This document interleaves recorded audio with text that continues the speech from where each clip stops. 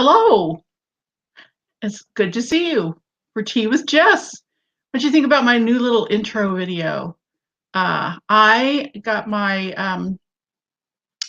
second COVID shot Wednesday, and it was fine. Had a few side effects, which is apparently quite common with the second shot of the COVID vaccine. So I decided I would take the day after my second shot and just chill. And one of the things I do when I'm chilling is play with technology, apparently. So I realized on StreamYard, you can have these little video clips, up to 30 seconds or so or whatever. And so I decided I would make a little introductory video clip. So I did that. Um, so, yep, I did. And I went with my friend Peggy. She drove me because we happened to have vaccines on the same day both times. And so my mug today is, again, a mug that Peggy gave to me and to our friend Laurel. And I'm assuming Peggy has one as well, that says, "A sweet friendship refreshes the soul." Proverbs 27:9. So I always just love this mug because it reminds me of my sweet friends and how supportive and delightful they are. So life is hard, as Nana would say. Have tea. Now here's something I've discovered about tea. If you love Peeps, I promised that today would be about Peeps. Today is definitely going to be about Peeps because yesterday was Easter. So happy Easter, a day late. For those who celebrate, happy spring to everybody. This Peep started the day a little stale, but if you hold a stale Peep over steam in your cup of tea or coffee, well, mostly you can reconstitute your Peep.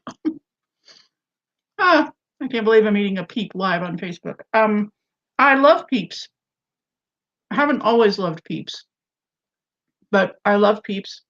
And we have Peeps that keep showing up. Let's see if I can pull these up in our house every every spring. Now I do not put them out. My husband swears he does not put them out. I don't know about that. So here's a photographic evidence. Maybe next time I have a COVID booster, I'll spend the next day figuring out how to deal with camera angles. Yay, Mary Beth loves Peeps too. Well, Peeps show up on my bookshelf. That was one Peep, a Zoid that just sort of randomly appeared. Sometimes they show up in plants, not so great. Then you have to remove the bottom because I'm not eating a dirty Peep. They show up, this one showed up, I don't know if you can see it with the light, but it's right there. Yeah, there. It is, but by the envelopes and the labels in my supply portion of my closet. So these Peeps show up, and I love finding the Peeps. And my husband keeps saying, it's not me. There must be a Peep fairy that, like the Tooth Fairy, only it's Peeps that show up. I haven't always been a huge fan of Peeps. I know a lot of people hate on Peeps, but I have come to love Peeps. I think that might have happened because I once worked for a long time actually, I worked in a corporation, and we were going through some not fun reorganizations and restructuring, and somehow somebody brought in Peeps. And a colleague of mine named Suzanne Kelly Garrison, who's also now a novelist. Her husband, Dave Garrison's a poet, so look up the Garrisons. We decided we would make these little Peep dioramas. And this was before this was a big thing on the internet. So this was a while ago. So we had little Peeps that were like skiers, and we called that one Peepabo Street. Um, we would just like leave peep dioramas like in the copy room, at the receptionist desk, and people were like, "Where are these peeps coming from?" So maybe that's what ended up making me really appreciate peeps. And in a former freelance columnist iteration, I used to write a humor column, and I think I'm going to share some of these because they're kind of fun. Oh, Sherry doesn't like peeps. That's okay, Sherry. We like you. It's fine if you don't like Peeps. And Mary Beth says, instead of Elf on the Shelf, it's Peep on the Shelf. I love that. That's awesome. So I'm just going to start sharing, I think, some of these columns because they're brief and they're fun and they're a little different. And this is one that I wrote a while back when our kids were little, before I grew to appreciate Peeps to the great degree I now appreciate Peeps. So here we go. Now that the Easter chocolate has all been consumed, only one question remains. Why do so many people enjoy blowing up Peeps? You know you do. Peeps, of course, are those sugar-encrusted marshmallow confections, sometimes headless if the columnist bites the top of their head off, that have been shaped into creatures resembling chicks or bunnies in pink, purple, blue, or yellow. Personally, I'm a Peep traditionalist, a conservative Peepsist, as it were, which means in all henceforth peepish rambling, I am, of course, referring to the yellow chick peep. Let's face it, there is in our society an unofficial spring tradition of placing a peep on a plate and then microwaving the plated peep for 20 seconds or so. Times may vary given the intensity of the microwave oven. Check your microwave's user manual for guidance. Up on the microwave's beep, the peep should have puffed to at least thrice its size, but not popped. Popping a peep is not cool. Puffing it, however, is, for some reason as yet to be discerned by psychologists, considered by many to be an incredible hysterical fun. Opinions vary, however, as to the official puffed peep dining experience. Should one pop a still puffed peep into one's mouth, thus experiencing a rush of warm, gooey, airy sugariness, but risk getting burned? Of course, for some, the risk is part of the rush.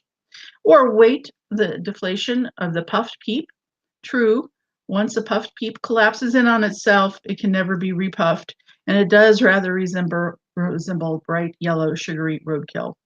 Really, notice sometime how the sugar crust deflates into a tire tread structure.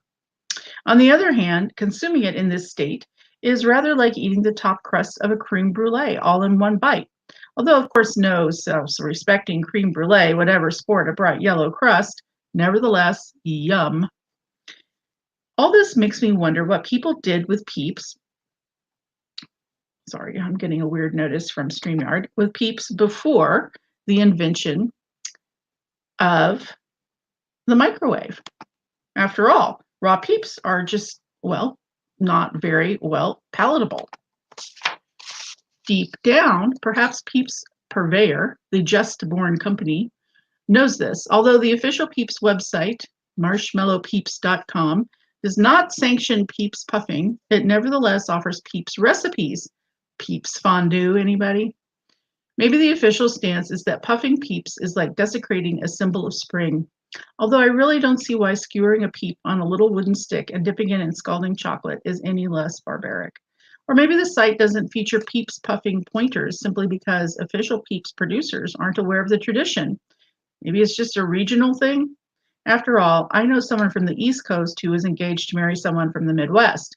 She thought all was well with the clan she married into until she visited his family at Easter. And her future mom-in-law cheerfully puffed a Peeps in the microwave, a rite of spring she'd never before observed. My acquaintance married her Midwestern fiance anyway, although she's still not sure she understands the appeal of Peeps puffing or what it says about her in-laws. Truth be told, I'm not sure what this Peeps puffing mania means either. But maybe puffing Peeps is just like, say, climbing a mountain. You do it simply because you can. A sugar rush might help me contemplate that thought more deeply. I think I'll go puff just one more Peeps. Kind of silly, but fun. And, sometimes we just need silliness, right, in our lives. And I think that's okay. And we need little like weird things that we enjoy, like finding peeps in your supply closet or in a plant or wherever, and then trying to soften them. So I don't blow them up as much anymore. Um, and I try to take pictures whenever I find one. But I do try to like soften them in steam if they've been out a little while. And so far you would think with 3 cats, one of them would have taken um, some of my peeps away, but they're not interested. Turns out felines are not.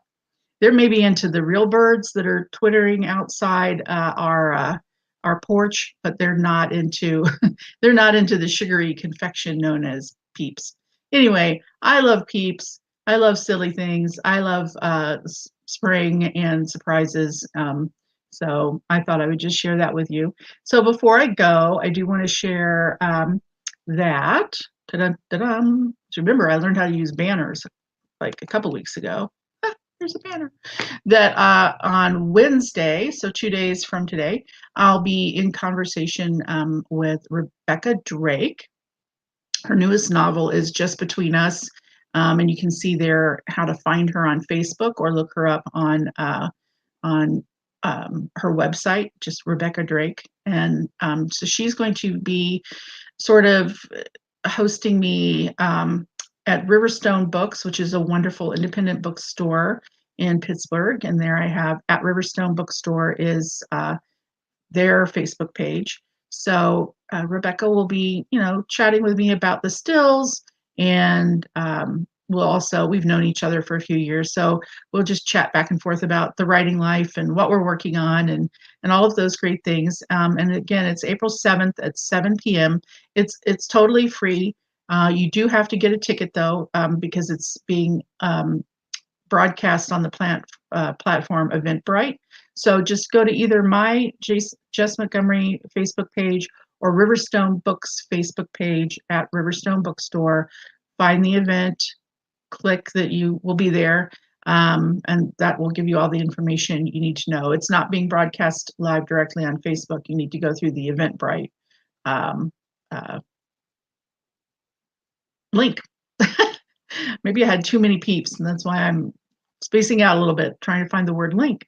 Anyway, thank you for joining me. I'm going to pick up my mug again for this iteration of Tea with Jess.